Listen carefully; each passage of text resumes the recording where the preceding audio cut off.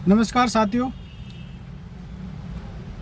ये आज मैं एक वीडियो बना रहा हूँ। इस माध्यम से वीडियो बना रहा हूँ कि आपको कुछ समझाने के तौर पर आपको समझ सकें, आप समझ आए आपको, और उस काम को आप ना करें और सभी लोगों को इसको कामों को कम करें। ज़्यादा परसेंट पे ना करें, 20% करें और 80% आप अपने उसी चीज़ पर निर्भर रहें।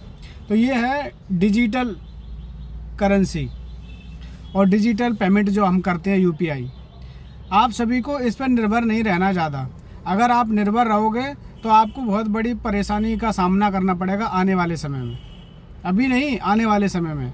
जैसे कि उसका छोटा एक एग्जांपल देते हैं कि ये जो नोटबंदी हुई थी आपकी, तो सभी लोग कितने परेशान थे, धक्के खाए, कैश नहीं मिला और परेशान रहे लोग बाग। अब क्या होने वाला है, आने वाले समय में सोचती हैं सरकारें, आरबीआई, के एटीएमों से कैश छोटे रखे जाएं और जो 500 के नोट हैं वो कम कर दिए जाएंगे। क्यों कर दिए जाएंगे कम? कि के ब्लैक मनी। अरे ब्लैक मनी से हमें क्या फ़ायदा? ब्लैक मनी से जनता को कुछ फ़ायदा हुआ ब्लैक मनी से? 2000 कब से सरकार आई थी, कह रहे थे हम ब्लैक मनी लाएंगे, हम ब्लैक मनी लाएंगे, और कोई ब्लैक मनी नहीं आई और कोई जनता का कोई फ़ायदा नहीं हुआ। उसमें सिर्फ जनता का लॉस हुआ और कुछ नहीं हुआ। ना तो कोई महंगाई पे सस्ती हुई, ना किसी चीज़ में हुआ। पेट्रोल कितना था, कितना ऊपर हुआ।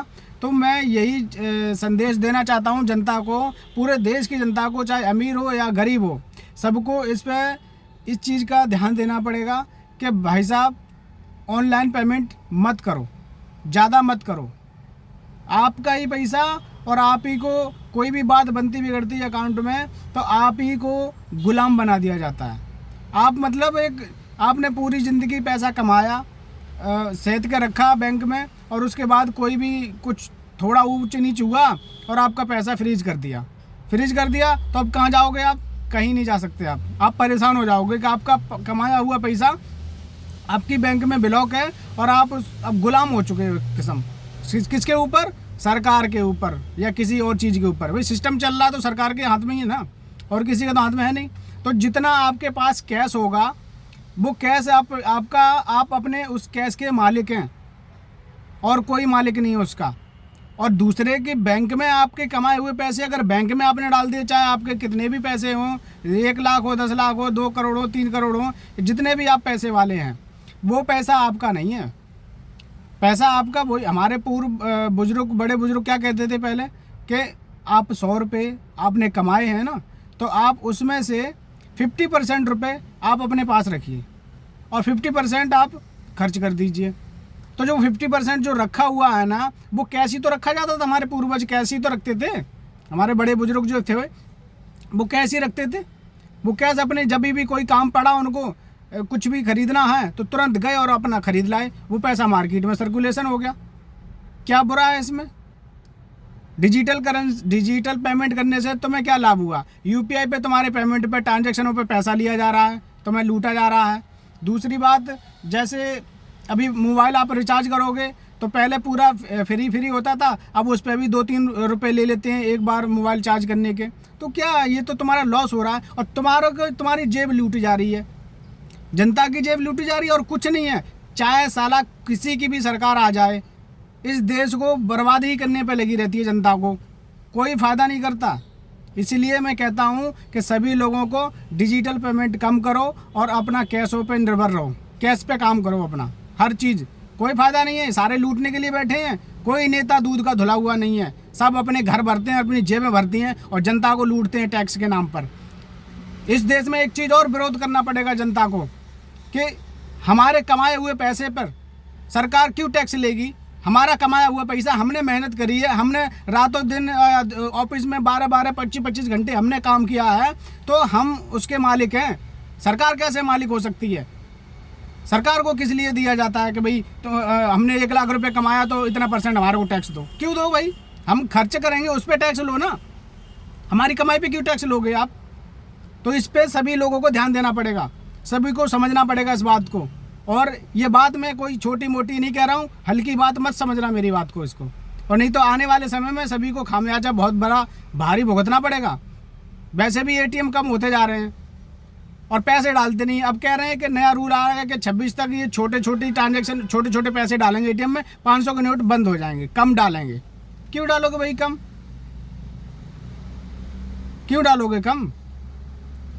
हमें नहीं करनी ऑनलाइन पेमेंट, हम तो कैश पे काम करेंगे अपना। चाहे हम 10,000 कमाते हैं, चाहे हम 20,000 कमाते हैं, हम अपना कैश पे ही काम करेंगे। कोई फ़ायदा नहीं है हमारे को, और नहीं आपको कोई फ़ायदा होगा।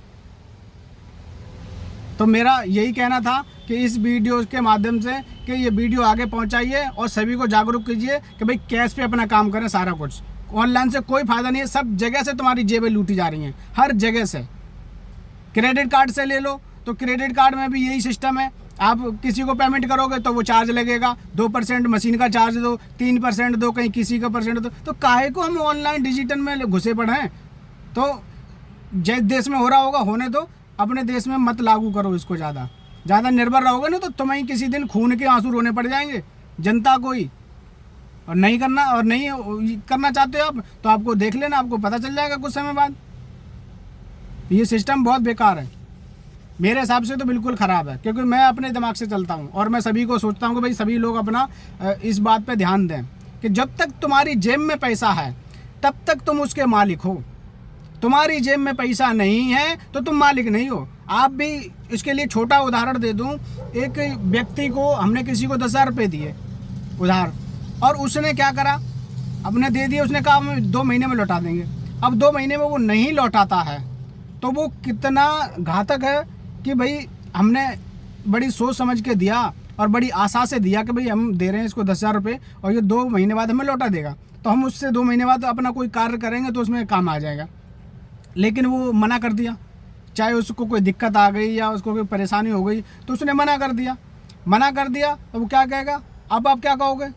आपका ही दिया हुआ पैसा और आप ही देख लो कितने मतलब गलत साबित हो जाओगे और आपको आहत होना पड़ेगा ना। जब नहीं दिया वो कहने लगा कि भाई साहब मैं पैसा नहीं दे सकता, मेरे को परेशानी है किसी बात के लिए, तो आपका दिया हुआ पैसा आप उसके पास हो गए ना ठन गोपाल, कुछ नहीं बचा ना। तो यही चीज़ है सरकार के पास। जब बैंक में तुम्हारा पैसा है तो वो बैंक वाले मालिक हैं, अभी उसमें तुम मालिक नहीं हो। मालिक तुम जब हो जब तक तुम्हारी जेब में रखा हुआ है। जेब में रखोगे, तुमने कोई 10 रुपये का कोई चीज़ खरीदी तो उसको तुम पैसा तुरंत पकड़ा दोगे, लो जी भाई साहब, और इधर फ़ोन में कर रहे किटपिट कुछ है नहीं, तो मालिक नहीं हो तुम, गुलाम हो तुम। मालिक वो होता है जो अपने इशारे पे चले, अपने कहने से काम करे और अपनी काम पे अटल रहे, वो मालिक होता है। गुलाम हो जाओगे तुम, किसी के भी हो जाओ। तो पैसा कैश पे काम करो सबसे ज़्यादा। कोई डिजिटल से तुम्हारा कोई भला नहीं। इस देश में जनता के लिए, गरीब आदमी के लिए या मिडिल क्लास के लिए या ऊंचे वर्ग के लिए तो सारे लोग हैं, लेकिन गरीबों का कोई नहीं है। तो इसलिए आप सभी को ये चीज़ सोचनी पड़ेगी और ध्यान देना पड़ेगा। वीडियो ज़रूर लंबी हो गई है मेरी, लेकिन बात को ज़रूर समझ के अध्ययन ज़रूर करना और आगे बढ़ाना। बहुत बहुत धन्यवाद।